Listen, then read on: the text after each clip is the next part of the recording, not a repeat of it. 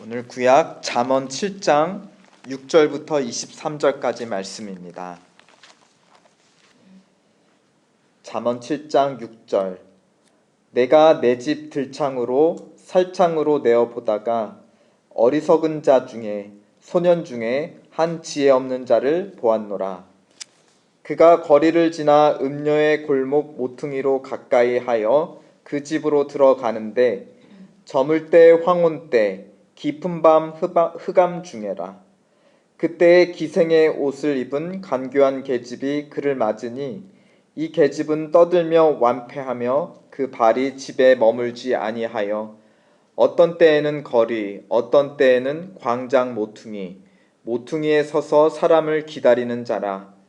그 계집이 그를 붙잡고 입을 맞추며 부끄러움을 모르는 얼굴로 말하되 내가 화목제를 드려서 서원한 것을 오늘날 갚았노라. 이러므로 내가 너를 맞으려고 나와서 내 얼굴을 찾다가 너를 만났도다. 내 침상에는 화문요와 애굽의 문채 있는 이불을 폈고 몰약과 침향과 계피를 뿌렸노라. 오라, 우리가 아침까지 흡족하게 서로 사랑하며 사랑함으로 희락하자. 남편은 집을 떠나 먼 길을 갔는데 은 주머니를 가졌은즉 보름에나 집에 돌아오리라 하여 여러 가지 고운 말로 혹하게 하며 입술에 호리는 말로 꿰므로 소년이 곧 그를 따랐으니 소가 푸주로 가는 것 같고 미련한 자가 벌을 받으려고 쇠사슬에 매이러 가는 것과 일반이라. 필경은 살이 그 간을 뚫기까지에 이를 것이라. 새가 빨리 그물로 들어가되 그 생명을 잃어버릴 줄을 알지 못함과 일반이니라. 아멘. 그 구약 이스라엘 백성들이 살던 집은 1층에 창문이 없었다고 합니다. 보안 문제 때문인데요. 그만큼 집 밖에 1층 거리가 험했다라는 말이기도 하겠죠. 오늘 6절을 보니까 잠언의 저자는 들창으로 살창으로 밖을 내어본다 하였습니다. 그러니까 집 구조를 생각하면 2층에서 지금 내려다보고 있는 것입니다. 한층 차이지만 1층에서는 보이지 않고 2층에서는 보이는 게 있다는 것입니다. 우리가 잠깐이라도 말씀을 읽고 기도하는 것, 그리고 잠깐이라도 생각 중에 하나님의 이름을 부르고 인식하는 것, 별거 아닌 것처럼 느껴지고 큰 차이가 없는 것처럼 느껴집니다. 내 눈앞에 당장 해결해야 될 문제가 더 내 마음을 사로잡는 경우가 많습니다. 하지만 높이 계신 하나님께 잠깐이라도 올라가는 것, 그러니까 1층에서 2층으로 한층 올라서는 것은 큰 차이는 없지만 또 우리에게 큰 차이를 가져다 줍니다. 보이지 않던 것들이 보일 수 있고, 지혜가 없었지만 우리에게 세상을 보는, 또 내 눈앞에 문제를 바라보는 새로운 지혜를 줄 수 있기 때문입니다. 오늘 1절에 내 아들아 라고 부르고 있고, 또 24절에 아들들아 라고 부르고 있습니다. 그러니까 잠언 저자는 2층에 있으면서 모여있는 청년들을 지금 가르치고 있는 중입니다. 그러는 중에 창문 너머 바라보니까 7절에 또래에 한 지혜 없는 청년 하나가 눈에 들어왔습니다. 보니까 어리석은 자 중에 소년 중에 한 지혜 없는 자를 보았노라. 그러니까 1층 길거리에는 지혜 없는 사람들이 많이 돌아다니고 있다는 것이죠. 2층은 지혜자의 자리, 1층은 지혜 없는 자의 자리. 우리가 말씀과 기도로 잠깐이지만 2층으로 올라가는 것이 중요합니다. 그리고 2층 집에서 살아야 된다는 그런 의미인가 싶기도 하죠. 그 창문 너머 바라보니 어리석은 자들 중에 지혜 없는 청년 하나가 보입니다. 9절을 보니 저물고 어둠이 찾아오고 있습니다. 또 8절에 어둡고 으슥한 골목 모퉁이로 들어서고 있습니다. 그러자 10절에 화려한 복색을 갖춘 여성이 이 청년을 잡아 세웠습니다. 11절에 보니까 이 여성은 길거리가 집입니다. 보니까 그 발이 집에 머물지 아니한다 하였습니다. 대신 어디에 많이 머무는가? 12절에 보니까 길거리, 광장, 그리고 길과 길이 만나는 모퉁이. 한마디로 이 여성은 1층에만 머물러 있는 여성, 그러니까 길거리에만 머물러 있는 여성, 다른 말로는 지혜가 없는 여성이라고 이 잠언에는 비유가 되어 있는 것입니다. 다른 말로 지혜가 없다는 것은 하나님을 경외하지 않는 사람이라는 또 의미이기도 합니다. 그렇죠? 우리 잠언을 통해서 하나님을 경외하는 것이 지혜의 근본이라 하였는데, 지혜가 없다라는 것은 바로 하나님을 경외하지 않는, 두려워하지 않는 여성이라는 것입니다. 14절을 보면 그런데 이 여인은 마치 하나님을 경외하는 사람처럼 보여요. 그 청년을 이제 유혹하는데 무슨 말을 하느냐? 내가 화목제를 드려서 하나님께 화목제를 드려서 오늘 선한 것을 갚았노라. 그러므로 15절에 내가 너를 맞으려고 나왔다라는 것입니다. 무슨 말입니까? 레위기 7장 16절에 보면 서원제에 대한 그 율법이 나와 있습니다. 하나님께 선한 것을 일정 기간 지키면 그 다 지키는 날에, 서원을 지킨 날에 이제 화목제를 드려서 그것을 기념합니다.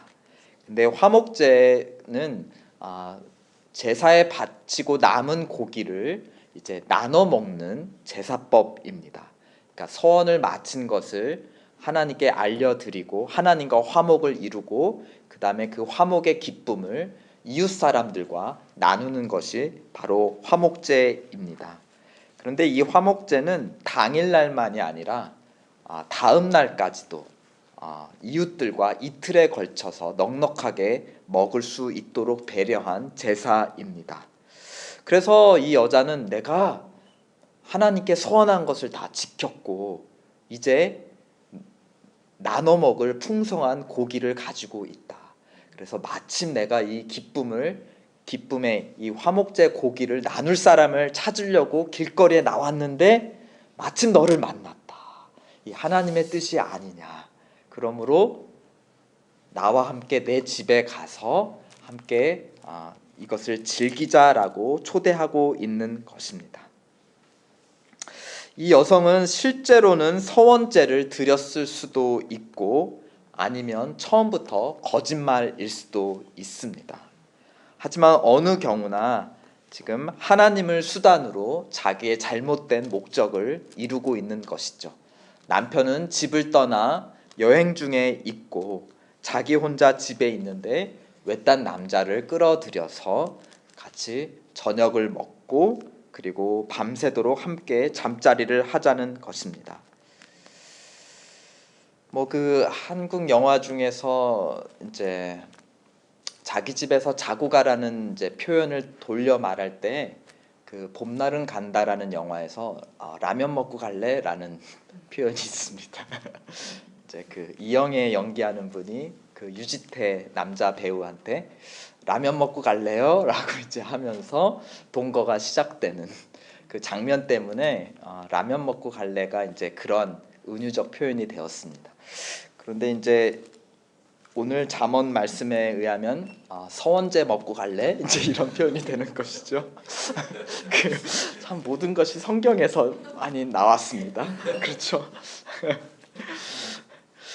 그런데 그 거룩한 하나님의 이름을 일컬으면서 자기의 잘못된 그 욕망을 채우는데 하나님의 이름을 사용하는 것이죠. 하나님을 수단으로 자기 목적을 이룬 것입니다. 그러니까 하나님을 향한 경외와 하나님을 망령되게 하는 것이 이 여자에게 같이 혼재한다, 혼합하고 있다라는 것입니다.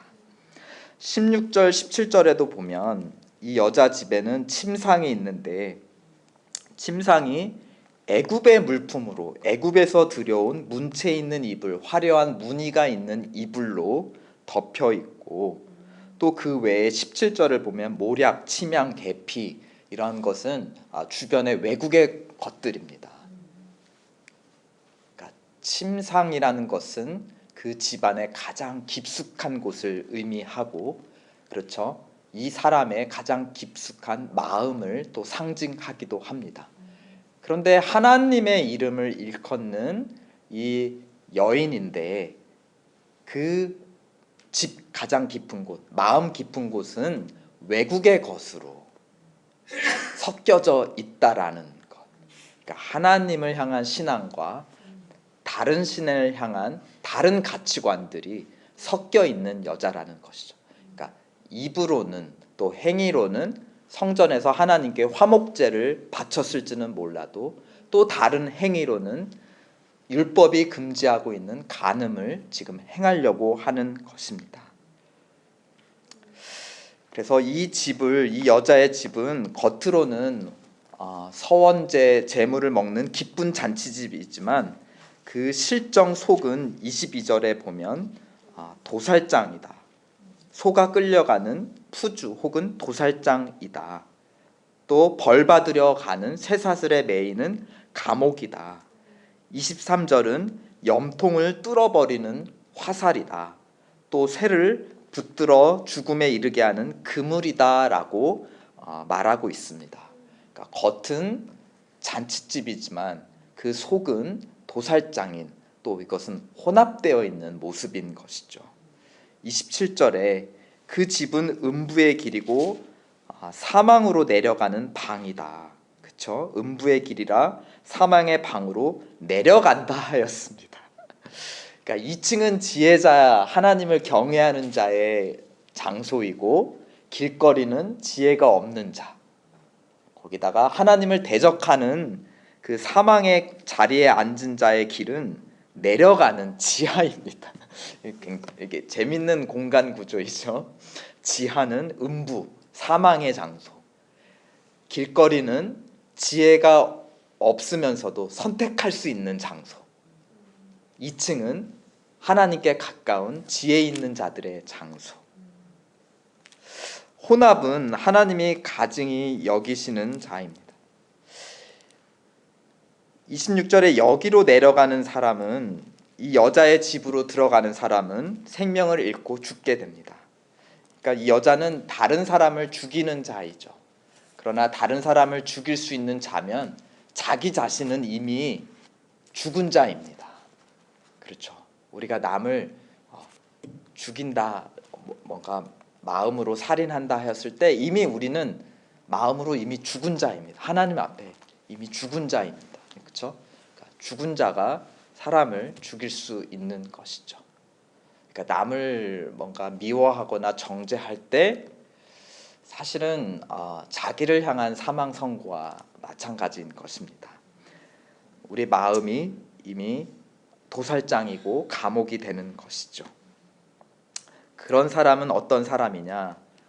혼합되어 있는 사람입니다. 하나님이 가장 가증히 여기시는 모습 중에 하나입니다. 이스라엘 백성이 실패한 것은 하나님을 경배하지 않은 것에 실패한 것이 아니에요. 무엇이냐? 혼합 신앙 때문에 실패한 것이었죠. 하나님도 경배하고 그 다음에 주변 민족의 다른 우상도 경배한 것입니다.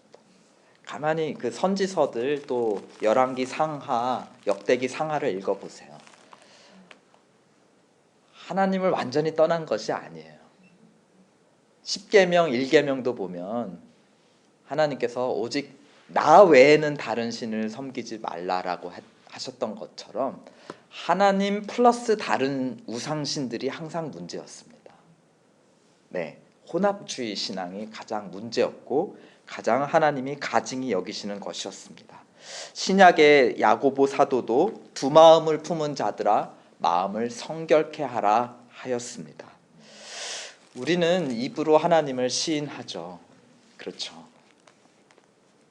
그래서 우리 스스로가 그런 음부의 길이 되지 않도록 우리는 항상 조심해야 합니다.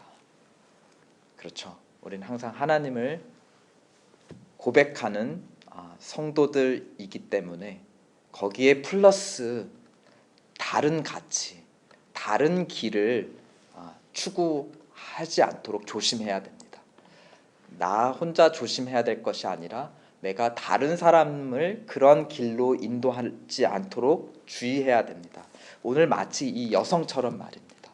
내가 화목제를 드렸으니 마침 하나님의 뜻을 이루었으니 나와 함께 그 뜻에 동참하자라고 하면서 겉으로는 그렇지만 사실 속으로는 또 다른 것이 있었던 것처럼 우리가 그런 혼합적인 모습으로 내 자신만이 아니라 다른 사람도 그런 사망의 길로 인도하지 않도록 우리는 주의해야 할 것입니다.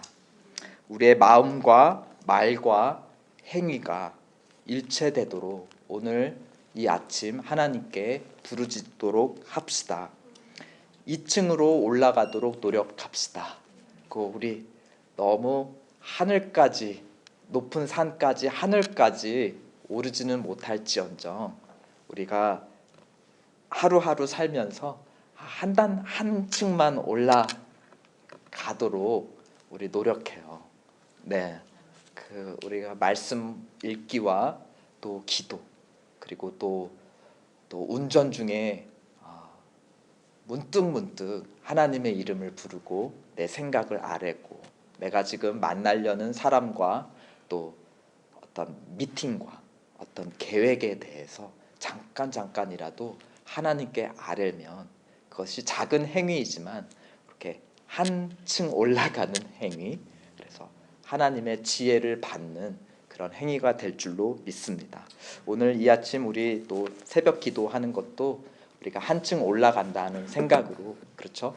너무 크고 위대한 비전을 받지는 못할지언정 우리 한층 올라갈 수 있는 힘 하나님께 주시도록 간구하는 이 새벽 되시기를 예수님의 이름으로 축원드립니다. 기도합시다.